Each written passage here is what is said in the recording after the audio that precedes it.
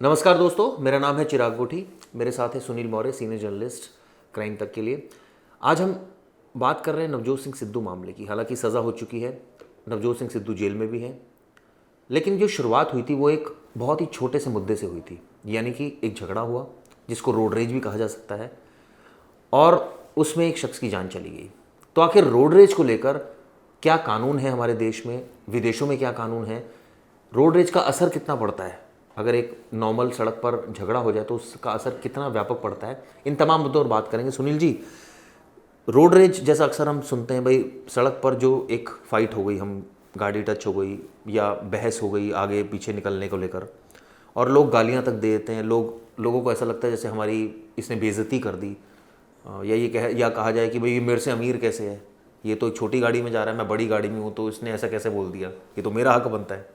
देखिए, असल में जो रोड रेज है, रोड रेज देखा जाए तो बहुत छोटी सी एक बात है कि रोड रेज बस सड़क पे कुछ लड़ाई झगड़ा, कहा सुनी, हमारा आपका विवाद, तो बहुत छोटी सी चीज़ है, लेकिन इसका जो इम्पैक्ट है ना वो बहुत बड़े लेवल का है। इसीलिए रोड रेज मतलब जो शब्द है उसको लेकर हमें बड़ी चिंतन करने की भी जरूरत है, उसे समझने की भी जरूरत है। और सबसे बड़ी बात जो पहली लाइन में आपको बता दें कि हमारे देश में रोड रेज को लेकर कोई भी कानून नहीं है।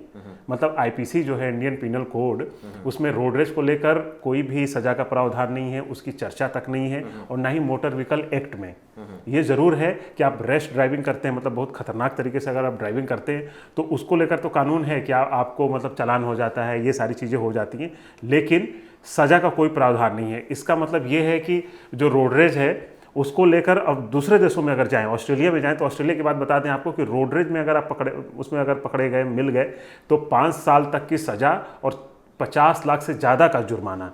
तो सोचिए कि कितनी बड़ी बात है। असल में होता क्या है कि रोड पे आप डेली आप आते जाते हैं, दिल्ली, नोएडा, तमाम जगह, तो देखते हैं कि कोई बाइक वाला है या फिर कार वाला ही है, छोटी सी किसी बात को लेकर कोई आगे निकल रहा है या फिर किसी ने साइड नहीं दिया तो उसी पे कहा सुनो, बीच रोड पे। तो सोचिए कि बीच रोड पे लड़ाई शुरू हो जाती है तो क्या होता है, पीछे कोई मान लीजिए किसी को मेडिकल ट्रीटमेंट वाला हो, कोई परेशान आदमी हो, किसी को ऑफिस जाना है, किसी को इमरजेंसी में ट्रेन पकड़ने जाना हो, तो सोचिए उसके कितने नुकसान होते हैं। वो तो जरा सी बात है। तो आप खुद उदाहरण देकर बता सकते हैं कि रोड रेज मतलब कितनी बड़ी चीज़ है।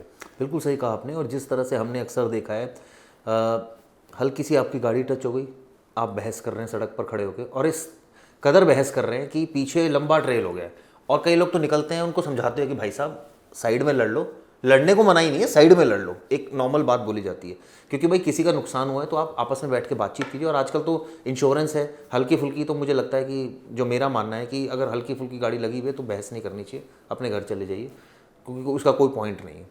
लेकिन होता इसके उलट है, सब कुछ बहस होती है, पूरा ट्रेल होता है, जैसे कुछ सुनील जी बता रहे, कितना नुकसान लोगों का हो सकता है। आप सोचिए, एक बेसिक चीज़ है, सुबह स्कूल के लिए आप बच्चे को छोड़ते हैं, और अगर ये सिचुएशन हो जाए तो बच्चा स्कूल नहीं जाएगा।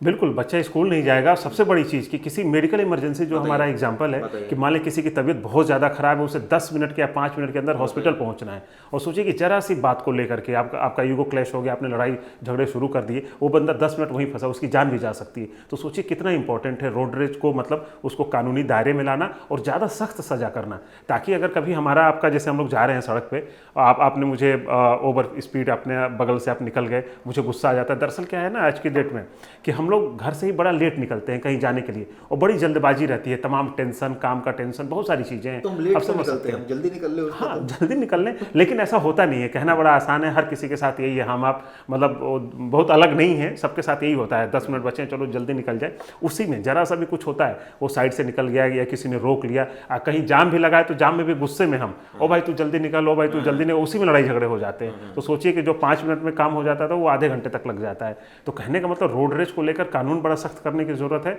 अगर ऐसा हो तो शायद ये चीज़ें ना हो, लेकिन ऐसा नहीं है। तो इसीलिए हम आपको बता देना चाहते हैं कि सिंगापुर में भी 2 साल की सजा है, आप ब्रिटेन में जाइए तो वहाँ 2.5 से 3 लाख का जुर्माना नहीं, लेकिन यहाँ जो अगर बात करी जाए रोड रेज की, रोड रेज से जो चीज़ें और आगे उत्पन्न होती है, यानी कि अगर आपका झगड़ा हो जाए, मारपीट हो जाए, तो सेक्शन कवर होते ही हैं। बिल्कुल, सेक्शन कवर होता है। जैसे मान लें कि अब कहने का मतलब देखिए, रोड रेज है, हमने आपसे मारपीट कर ली, तो आईपीसी की धारा 323 से मारपीट, आपसे हमारी मारपीट हो गई, तो मारपीट की धारा लगेगी, तुरंत गए, आपको थाने से जमानत मिल गई, उसमें लेकिन जुर्माना नहीं लगा आपके ऊपर, ठीक है ना। अब मान लें कि जैसे सिद्धू वाले केस में क्या हुआ कि मारपीट में जान चली गई, तो क्या हुआ, गैर इरादतन हत्या, तो गैर इरादतन हत्या का भी इसमें मुकदमा दर्ज होगा। तो कहने का मतलब ये है कि रोड रेज को पर्टिकुलर कानून नहीं है, लेकिन उससे रिलेटेड मान लें कि मारपीट हो गई, हमने गाली गलौज कर ली तो 504, 506 जान से मारने की धमकी, तो तमाम चीज़ें हैं जो आईपीसी में कवर हो जाएंगी। लेकिन पर्टिकुलर रोड रेज तो होता क्या है कि जरा सा हमारी मतलब वही बात होती है कि जरा सा ईगो क्लैश हुआ, अब लगता है कि आपकी बड़ी गाड़ी है, मेरी छोटी गाड़ी है, हमने आपको कैसे ओवरटेक कर लिया, आप नाराज होकर कुछ बोल देंगे, फिर मुझे भी गुस्सा आ गया। कई बार तो ऐसा होता है आमने सामने, मान लीजिए गाड़ी उल्टी आ रही है आपकी तरफ, अब इस बात की टसल होती है कि पहले तू पीछे कर या मैं करूं पीछे। कल मेरे साथ यही हुआ, मैंने देखा 2 लड़के थे, वो भी बड़ी रैश तरीके से उल्टी तरफ आ रहे थे, मैं चुप हो गया, मैं साइड आ गया। तो ये एक तरीका होता है रोड रेस से बचने का। कई बार हमें लगता है कि ट्रैफिक हम खड़े, अगर हम सही दिशा में खड़े हैं और कोई गलत तरीके से, हमें लगता है कि उसे ही हटना चाहिए, लेकिन उसे अपनी जिद होती है कि नहीं भाई अब तो मैं आ गया तो मैं ही जाऊंगा, तुम्हें हटना होगा, तो लड़ाई तो होनी ही है स्वाभाविक। लेकिन वही मैं कह रहा हूं कि अगर इस पर सख्त कानून हो, मान लीजिए 5 लाख का जुर्माना हो, कोई बड़ा इस तरह की बातें, तो आदमी सोचेगा अरे नहीं यार मुझे बचना है इन चीज़ों से। तो ये चीज़ें नहीं होंगी तो सोचिए कितना बड़ा फायदा। और रोडेज है क्या चीज़ आखिर में? रोडेज वही है, मामूली कहा सुनी हो जाना, आगे निकलने की होड़ में एक दूसरे को मारपीट करना, गाली गलौज करना, सड़क जाम कर देना, कुल मिला करके। तो सड़क पे कोई भी होने वाली घटना, सड़क पे हम मारपीट करते हैं, गाली गलौज, ईगो क्लैश हो जाना, यही सब रोड रेज है। कोई बहुत बड़ी इसकी परिभाषा नहीं है, लेकिन मेरा मानना है कि इसके लिए बड़ा कानून बनना चाहिए, सख्त कानून बनना चाहिए। और आपको बता दें कि कोर्ट ने भी कहा है इसको लेकर, एक बार केरला किसी हाई कोर्ट ने कहा कि रोड रेज को लेकर जल्द से जल्द आईपीसी में कानून बनाने की ज़रूरत है, लेकिन अभी तक नहीं है। बड़ी विडंबना अभी तक नहीं है, क्योंकि इस तरह के केसेस अक्सर बढ़ते जा रहे हैं। इस तरह के केसेस में लोगों की जान चली जाती है। सिद्धू का वाला केस एक बिल्कुल इसमें एग्जाम्पल है। कई हमने केसेस दिल्ली में भी कवर किए जिसमें रोड रेज के चक्कर में जान चली गई, यानी कि किसी की ईगो इतनी हर्ट हो गई, उसको लगा मेरी बेइज्जती हो गई और उसने अपने बेइज्जती का बदला लेने के लिए दूसरे शख्स की जान तक ले ली। तो इस तरह के केसेस से बचने की ज़रूरत है सुनील जी।